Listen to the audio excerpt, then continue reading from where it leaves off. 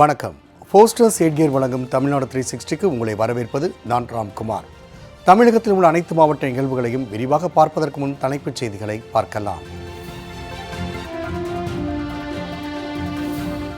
திண்டுக்கல் மாநகராட்சியில் எல்லை விரிவாக்கம் செய்யப்படவில்லை என புகார். ஆக்கிரமிப்புகளை அகற்றி பேருந்து நிலையத்தை விரிவாக்கம் செய்ய வலியுறுத்தல்.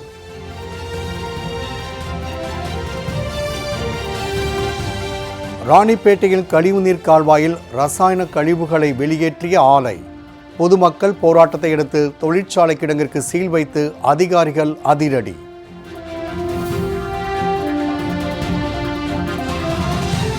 திருத்தணியில் 15 நாள்களாக வேலைநிறுத்தத்தில் ஈடுபட்டு வரும் நெசவாளர்கள். மாவட்ட ஆட்சியரை சந்திக்க சென்ற நெசவாளர்களை போலீசார் தடுத்து நிறுத்தியதால் பரபரப்பு.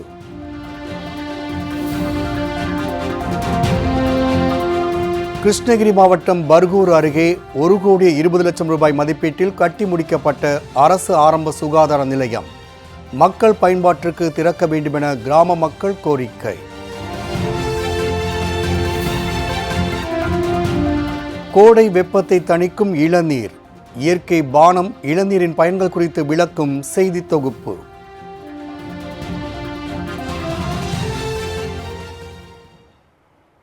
திண்டுக்கல் மாநகராட்சி பகுதியில் ஆக்கிரமிப்புகளை அகற்றி பொதுமக்கள் சிரமமின்றி செல்ல நடவடிக்கை எடுக்க வேண்டும் என சமூக ஆர்வலர்கள் கோரிக்கை விடுத்துள்ளனர். நகராட்சியாக இருந்து திண்டுக்கல் கடந்த 2014ஆம் ஆண்டு மாநகராட்சியாக தரம் உயர்த்தப்பட்டது. ஆனால் இன்று வரை மாநகராட்சி எல்கை விரிவாக்கம் செய்யப்படவில்லை என்று சமூக ஆர்வலர்கள் புகார் தெரிவிக்கின்றனர். கடந்த 40 ஆண்டுகளுக்கு முன்பாக போடப்பட்ட நகர்ப்புற சாலைகள் விரிவாக்கம் செய்யப்படாத நிலையில் அதிகரித்து வரும் வாகன பெருக்கத்தால் கடும் போக்குவரத்து நெரிசல் ஏற்படுவதாக வாகன ஓட்டிகள் வேதனை தெரிவிக்கின்றனர். நகரின் முக்கிய வீதிகளான பிரதான சாலை மற்றும் 4 ரத வீதிகளில் ஆக்கிரமிப்புகள் அகற்றப்படாததால் வாகன ஓட்டிகளும் சாலை நடந்து செல்பவர்களும் மிகுந்த இன்னலுக்கு ஆளாகி வருகின்றனர்.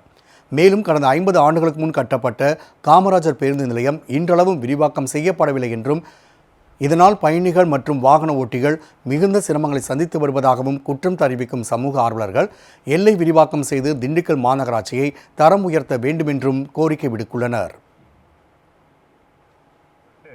ஏறக்குறைய 12 ஆண்டுகளுக்கு மேலாகிவிட்டது. ஆனால் இன்றும் கூட மாநகராட்சிக்கான எந்த விதமான வேலையும் செய்யப்படவில்லை. தென் மாவட்டத்திற்கு செல்லக்கூடிய புறநகர் பேருந்துகளும் திண்டுக்கல்லில் ஒரே பேருந்து நிலையத்திற்கு தான் வந்து செல்லுகின்றது. ஆனால் நெருக்கடிகளை பார்த்தால் இதனால் மக்கள் வந்து செல்வதற்கு கடும் நெருக்கடிகள் ஏற்படுகின்றது. பேருந்துகள் எங்கு நிற்கின்றது, எப்பொழுது வருகின்றது என்ற விவரம் தெரியாமல் பயணிகள் தவிக்கின்ற ஒரு நிலை ஏற்படுகின்றது. அதனால் உடனடியாக திண்டுக்கல் மாநகராட்சி உட்பட்ட அத்துணை சாலைகளும் இருக்கின்ற ஆக்கிரமிப்புகளை எல்லாம் உடனடியாக அகற்றம் செய்து சாலைகளை அகலப்படுத்தி மக்கள் போக்குவரத்திற்கு சிரமமின்றி செல்வதற்கு ஏற்பாடு செய்து தர வேண்டும் என்று இந்த நேரத்திலே கோரிக்கை வைத்துக் கொள்கின்றோம். ராணிப்பேட்டையில் கழிவுநீர் கால்வாயின் ரசாயன கழிவுகளை வெளியேற்றி ஏரி நீரை மாசடைய செய்த தொழிற்சாலை கிடங்கிற்கு அதிகாரிகள் சீல் வைத்தனர். ராணிப்பேட்டை மாவட்டம் முத்துக்கடை அருகே உள்ள பிஞ்சு ஏரிக்கு வரக்கூடிய கழிவுநீர் கால்வாயில் திடீரென பிங்க் நிறத்தில் ரசாயன கழிவுநீர் கலந்து வந்தது. இதனால் ஏரி முழுவதும் ரசாயன கழிவுகள் கலந்து நீர் மாசடைந்தது. இதுகுறித்து பொதுமக்கள் அளித்த புகாரின் பேரில் மாசு கட்டுப்பாட்டு வாரிய அதிகாரிகள் மற்றும் ராணிப்பேட்டை நகராட்சி அதிகாரிகள் விசாரணை மேற்கொண்டனர். அதில் கால்வாயில் ரசாயனத்தை கலந்தது ஒத்தவாடை பகுதியில் உள்ள குணசேகரன் என்பவருக்கு சொந்தமான ரசாயன கிடங்கு என்பது தெரியவந்தது. இதனைத் தொடர்ந்து ரசாயன கிடங்கை அதிகாரிகள் பூட்டி சீல் வைத்தனர். அத்துடன் அபராதம் விதிக்கும் நடவடிக்கையிலும் நகராட்சி நிர்வாகத்தினர் ஈடுபட்டு வருகின்றனர். கொடைக்கானலில் பழங்குடியின மக்களுக்கு இலவசமாக தேனீ வளர்ப்பு உபகரணங்கள் வழங்கப்பட்டன. திண்டுக்கல் மாவட்டம் கொடைக்கானல் கீழ்மலை பகுதியில் உள்ள பளியர் பழங்குடியின மக்கள் அதிக அளவில் வசித்து வருகின்றனர். இந்நிலையில் இப்பகுதி மக்களுக்கு மத்திய அரசு சார்பில் கீழ்கதர் கிராம தொழில் ஆணையம் மூலமாக தொழில் பயிற்சி அளிக்கப்பட்டது. இதில் பழங்குடியின மக்களுக்கு தேனீ வளர்ப்புகளை பற்றி பயிற்சி அளிக்கப்பட்டு அவர்களுக்கு சான்றிதழ்கள் வழங்கப்பட்டன. அத்துடன் இலவசமாக தேன் பெட்டிகளும் வழங்கப்பட்டன. இந்நிகழ்ச்சியில் 200க்கும் மேற்பட்ட பழங்குடியின மக்கள் பங்கேற்று பயன்பெற்றனர். திருத்தணியில் மாவட்ட ஆட்சியரை சந்திக்க சென்ற நெசவாளர்களை போலீசார் தடுத்து நிறுத்தியதால் பரபரப்பு ஏற்பட்டது. திருவள்ளூர் மாவட்டத்தில் திருத்தணி, பொதட்டூர்பேட்டை, பிஆர் பள்ளி, அம்மையார்குப்பம் உள்ளிட்ட பல்வேறு பகுதிகளில் நெசவு தொழில் செய்யப்பட்டு வருகிறது. இந்நிலையில் கூலி உயர்வு, நெசவாளர்கள் பாதுகாப்பு சட்டம் உள்ளிட்ட கோரிக்கைகளை வலியுறுத்தி கடந்த 15 நாட்களுக்கு மேலாக 30,000க்கும் மேற்பட்ட நெசவாளர்கள் வேலைநிறுத்த போராட்டத்தில் ஈடுபட்டு வருகின்றனர். இந்நிலையில் தங்களை அறிஞர் அண்ணா நெசவாளர்கள் சங்கத்தின் சார்பில் திருவள்ளூர் மாவட்ட ஆட்சியரை சந்தித்து கோரிக்கை மனு அளிக்க புறப்பட்டனர். ஆனால் போலீசார் தடுத்து நிறுத்தி விடுவார்கள் என்பதற்காக கேரளா பதிவெண் கொண்ட பேருந்தில் சென்றனர். ஆனால் திருத்தணி அருகே டிஎஸ்பி ஸ்கந்தன் தலைமையிலான போலீசார் நெசவாளர் சென்ற பேருந்தை தடுத்து நிறுத்தி அவர்களை திருப்பி அனுப்பினார்.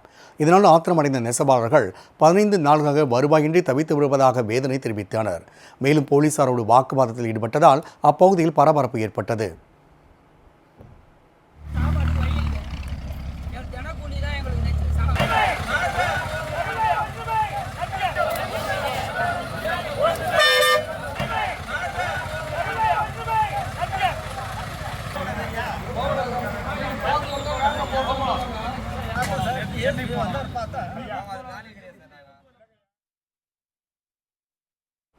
பெரம்பலூரில் பால் உற்பத்தியாளர்கள் கூட்டுறவு சங்கத்தை முற்றுகையிட்டு பால் உற்பத்தியாளர்கள் போராட்டத்தில் ஈடுபட்ட சம்பவம் பரபரப்பை ஏற்படுத்தியது. பெரம்பலூர் மாவட்டம் சிறுவாச்சூர் கிராமத்தில் செயல்பட்டு வரும் பால் உற்பத்தியாளர்கள் கூட்டுறவு சங்கத்தில் 180க்கும் மேற்பட்ட பால் உற்பத்தியாளர்கள் உறுப்பினராக உள்ளனர். இந்நிலையில் கூட்டுறவு சங்கத்தில் பணியாற்றும் விற்பனையாளர் ரங்கநாதன், கணினி ஆபரேட்டர் முத்துசாமி, உதவியாளர் மூர்த்தி ஆகியோர் தலா 3 உறுப்பினர்கள் பெயரில் கணக்கு பதிவு மோசடி செய்து காலை மாலையில் 30 முதல் 45 லிட்டர் வரை பால் ஊற்றுவதாக கணக்கு பதிவு செய்து மோசடியில் ஈடுபட்டுள்ளனர்.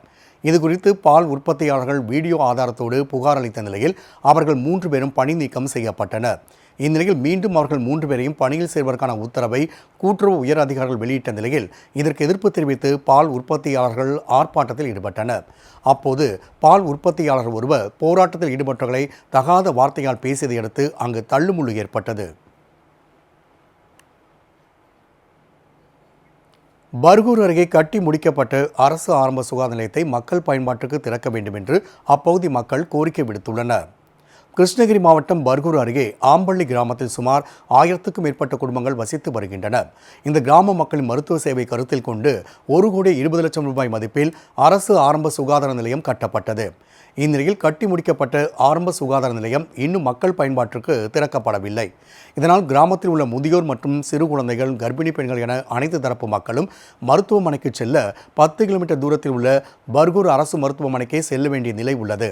இரவு நேரங்களிலும் குழந்தைகளுக்கு உடல்நிலை பாதிக்கப்பட்டால் அப்பகுதி மக்கள் மிகுந்த அவதிக்குள்ளாகி வருகின்றனர்.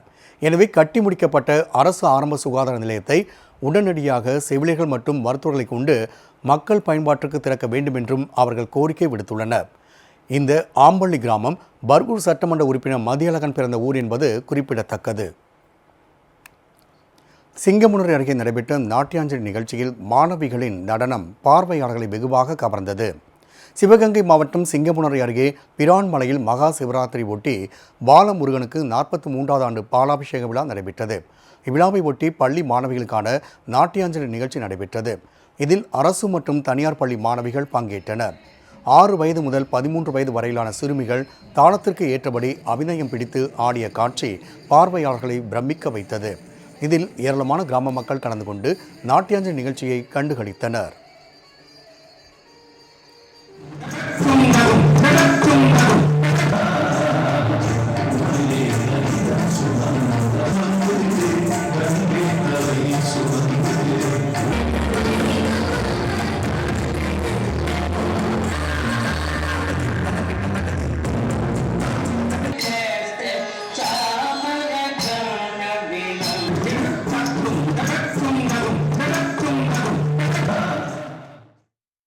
கிருஷ்ணகிரி மாவட்டம் ஹோசூர் அரசு பள்ளியில் ஆய்வு செய்த மாவட்ட ஆட்சியர் மாணவர்களோட மதிய உணவு அருந்தினார். கிருஷ்ணகிரி மாவட்டம் ஹோசூர் வட்டத்தில் உங்களை தேடி உங்கள் ஊரில் திட்டத்தின் கீழ் மாவட்ட ஆட்சியர் தினேஷ்குமார் கிராம நிர்வாக அலுவலகங்கள், நியாய விலைக் கடைகள், அரசு பள்ளி உள்ளிட்ட இடங்களில் நேரடியாக ஆய்வு மேற்கொண்டார். அப்போது சென்னச்சந்திரம் கிராமத்தில் உள்ள கூட்டுறவு நியாய விலைக் கடையில் உணவுப் பொருட்கள் இருப்பு இல்லாததால் விற்பனையாளர் அரவிந்த் என்பவரை தற்காலிக பணியிடை நீக்கம் செய்து உத்தரவிட்டார். பின்னர் ஹோசூர் ஒன்றியம் புனுகன்தொட்டி கிராமத்தில் உள்ள ஊராட்சி ஒன்றிய தொடக்கப் பள்ளியில் ஆய்வு நடத்திய அவர் மாணவர்களோடு அமர்ந்து மதிய உணவு சாப்பிட்டார். உணவின் தரம், சுவை குறித்தும் அப்போது அவர் கேட்டு கலந்துரையாடினார். உங்களை தேடி உங்கள் ஊரில் திட்டத்தால் மாவட்ட ஆட்சியரோடு மதிய உணவு சாப்பிட்ட மனநிறைவோடு மாணவர்கள் வீடுகளுக்கு சென்றனர்.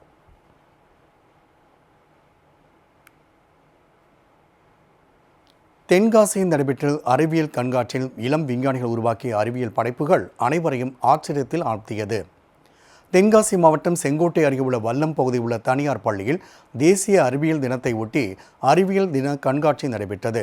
தமிழ்நாடு அறிவியல் இயக்கம், அகில இந்திய மக்கள் அறிவியல் கூட்டமைப்பு மற்றும் இந்திய ரெட் கிராஸ் சொசைட்டி சார்பில் நடைபெற்ற இக்கண்காட்சியில் தென்காசி மாவட்டத்திலிருந்து 40க்கும் மேற்பட்ட பள்ளிகளைச் சேர்ந்த 250க்கும் மேற்பட்ட மாணவ மாணவிகள் பங்கேற்றனர்.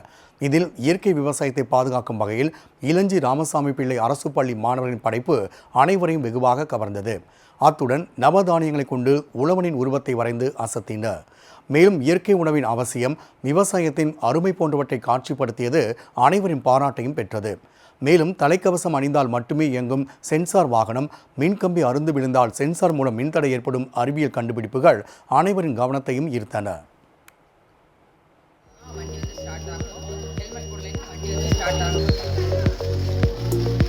ரொம்ப சென்சிட்டிவான சென்சார். இப்போ வந்து இந்த நெட் மாதிரி இருக்க போர்ஷனில் தான், அதனால நிறைய உயிர்கள்லாம் போகுது.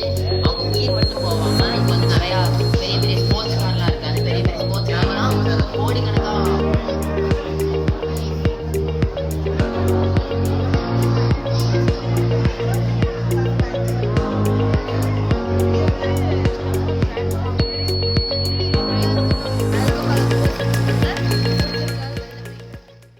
போஸ்டர்ஸ் ஹெட்கியரின் தமிழ்நாடு 360யில் அடுத்து வருவது உங்கள் ஊர் நிகழ்வுகளை விரைவாக வழங்கும் உள்ளூர் எக்ஸ்பிரஸ்.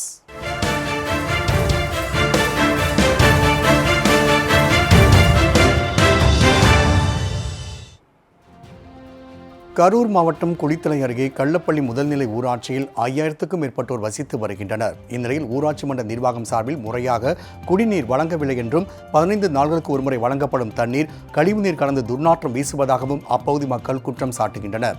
இதுகுறித்து ஊராட்சி மன்ற நிர்வாகத்திடம் பலமுறை புகார் அளித்தும் நடவடிக்கை எடுக்காத நிலையில் ஆத்திரமடைந்த அப்பகுதி மக்கள் காலி குடங்களுடன் ஊராட்சி மன்ற அலுவலகம் முன்பு முற்றுகை போராட்டத்தில் ஈடுபட்டனர். இதனால் அப்பகுதியில் பரபரப்பு ஏற்பட்டது.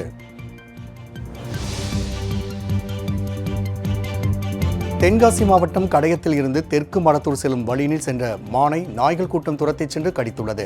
இதனால் காயமடைந்த மான் சாலை ஓரமாக உயிருக்கு போராடியது. அதனை மீட்ட சமூக ஆர்வலர்கள் வனத்துறைக்கு தகவல் கொடுத்தனர். இதைத் தொடர்ந்து வடமலைப்பட்டி கால்நடை மருத்துவமனையில் மானுக்கு சிகிச்சை அளிக்கப்பட்டும் சிகிச்சை பலனின்றி மான் உயிரிழந்தது. அந்த மான் குட்டி ஈனும் பருவத்தில் இருந்தது குறிப்பிடத்தக்கது. உணவுக்காக வெளியேறும் மான்கள் நாய்கள் கடித்து உயிரிழப்பதை தடுக்க வேண்டும் என்று சமூக ஆர்வலர்கள் கோரிக்கை விடுத்துள்ளனர்.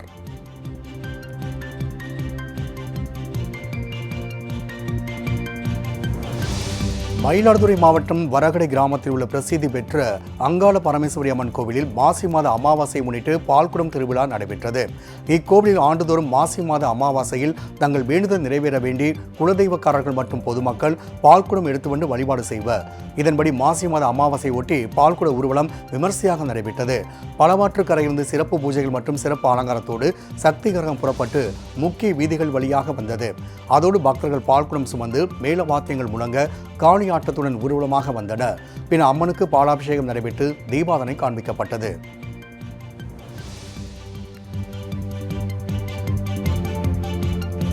மயிலாடுதுறை அருகே குடிநீர் வழங்கப்படாததை கண்டித்து கிராம மக்கள் சாலை மறியல் போராட்டத்தில் ஈடுபட்டனர். ஆனை மேலகரம் ஊராட்சிக்குட்பட்ட குச்சிப்பாளையம் கிராமத்தில் 300க்கும் மேற்பட்ட குடும்பங்கள் வசித்து வருகின்றனர். இப்பகுதியில் கடந்த 2 மாதங்களாக குடிநீர் வழங்கப்படாததால் கிராம மக்கள் நிலத்தடி நீரை குடித்து வந்தனர். பலமுறை மனு கொடுத்தும் குடிநீர் வழங்க ஊராட்சி நிர்வாகம் நடவடிக்கை எடுக்காததால் கிராம மக்கள் மயிலாடுதுறை கும்பகானம் சாலையில் மறியல் போராட்டத்தில் ஈடுபட்டனர். போலீசார் பேச்சுவார்த்தை தொடர்ந்து போராட்டம் கைவிடப்பட்ட நிலையில் அப்பகுதியில் 1 மணி நேரத்திற்கு மேலாக போக்குவரத்து பாதிக்கப்பட்டது.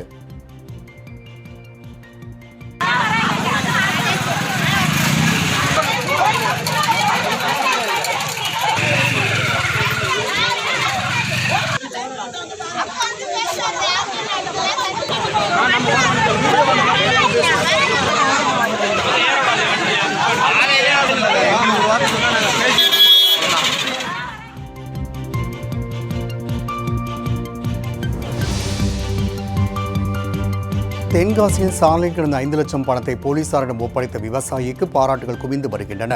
புளியங்குடியை சேர்ந்த விவசாயி தங்கசாமி என்பவர் விவசாய பணிக்காக டிஎன் புதுக்குடி பகுதியில் நடந்து சென்று கொண்டிருந்தார்.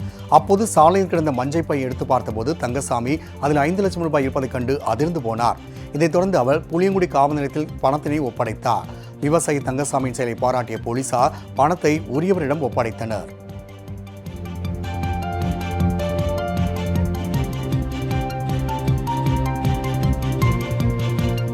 பெரம்பலூரில் மீனுக்கு விரித்த வலையில் 6 அடி நீளமுள்ள மலைப்பாம்பு சிக்கியதால் பரபரப்பு ஏற்பட்டது.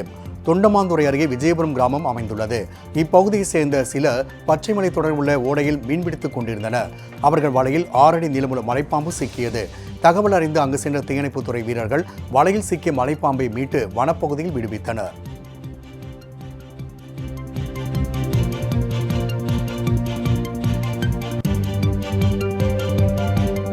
துறையூரில் கர்ப்பிணி பெண்களுக்கு சமுதாய வளைகாப்பு நிகழ்ச்சியை எம்எல்ஏ ஸ்டாலின் குமார் தொடங்கி வைத்தார்.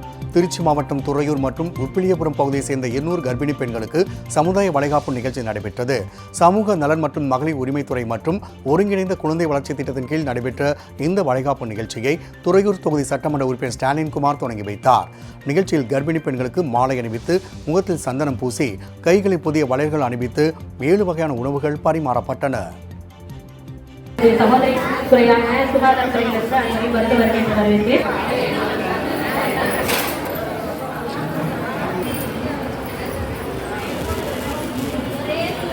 இப்போ என்ன உப்பே வர போறீங்களா?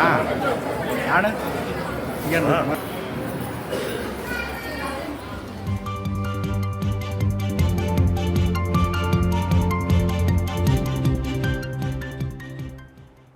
போஸ்டர்ஸ் எட்கேர் வழங்கும் தமிழ்நாடு 360யில் மாவட்டங்கள் நடந்த விளையாட்டு செய்திகளை வழங்க வருகிறது விளையாட்டு களம்.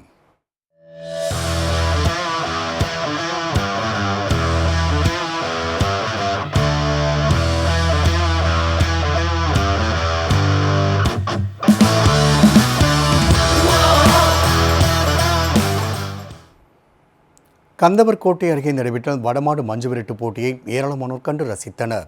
புதுக்கோட்டை மாவட்டம் கந்தவர்கோட்டை அருகே உள்ள குளத்தூர் நாயக்கர்பட்டி கோவில் திருவிழாவை ஒட்டி வடமாடு மஞ்சு விரட்டு போட்டி நடைபெற்றது. இப்போட்டியில் பங்கேற்பதற்காக பல்வேறு பகுதிகளில் அழைத்து வரப்பட்ட 12 காளைகள் பங்கேற்றன. போட்டியில் 12 குழுக்களை சேர்ந்த 108 மாடுபிடி வீரர்கள் பங்கேற்றனர். காளை அடக்க குழுக்களுக்கு 20 நிமிடங்கள் வழங்கப்பட்டன. குறிப்பிட்ட நேரத்திற்குள் குழுவாக சேர்ந்து காளை அடக்க வேண்டும். இதில் சில குழுவினர் காளைகளோடு மல்லு கட்டி காளைகளை அடக்கினர். சில காளைகள் வீரர்கள் பிடியில் சிக்காமல் திக்குமுக்காடச் செய்தது.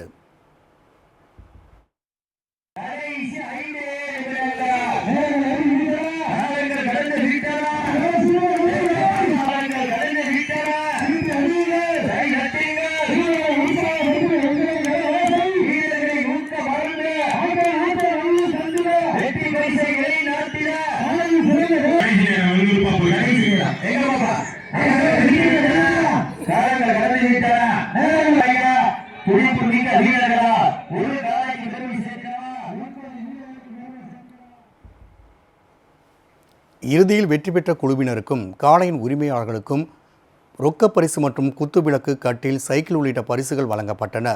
இந்த மஞ்சு விரட்டு போட்டியை ஏராளமான பொதுமக்கள் ஆர்வமுடன் கண்டுகளித்தனர்.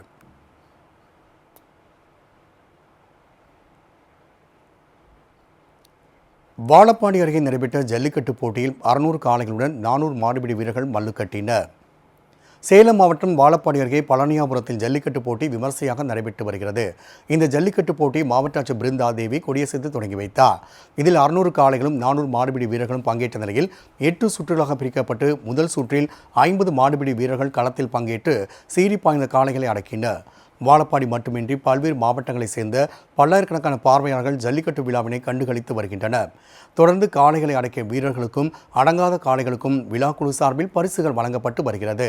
மேலும் ஜல்லிக்கட்டு விழாவில் மாவட்ட காவல் கண்காணிப்பாளர் கௌதம் கோயல் தலைமையில் 250க்கும் மேற்பட்ட போலீசார் பாதுகாப்பு பணியில் ஈடுபட்டு வருகின்றனர்.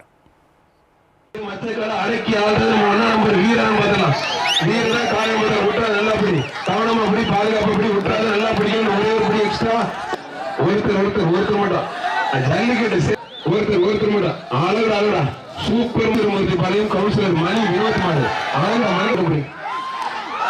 மாடு வெட்டி போடுங்க சூப்பராயிரம் மாடு வெட்டி போடுறது. இதுக்கு 5 ரன்னிங் டேபிள் வர்ற மாடு சிங்கிபுரம் ஜல்லிக்கட்டு விழா ஒரு ஆள் மட்டும் ஒரு ட்ரெஸ்ஸிங் டேபிள் புதுக்கோட்டை மாவட்டம் பொன்னமராவதியில் அதிமுக சார்பில் சைக்கிள் பந்தயம் நடைபெற்றது.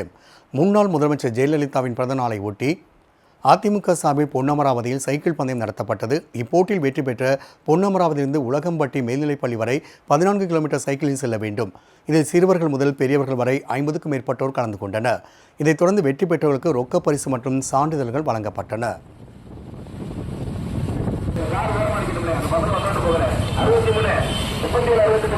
இந்திய கழகத்துடைய செயலாளர் ஆர்எல்சி சரவணன் அவர்களும் பார்க்கலாம் ஒன்றியம் அவர்களே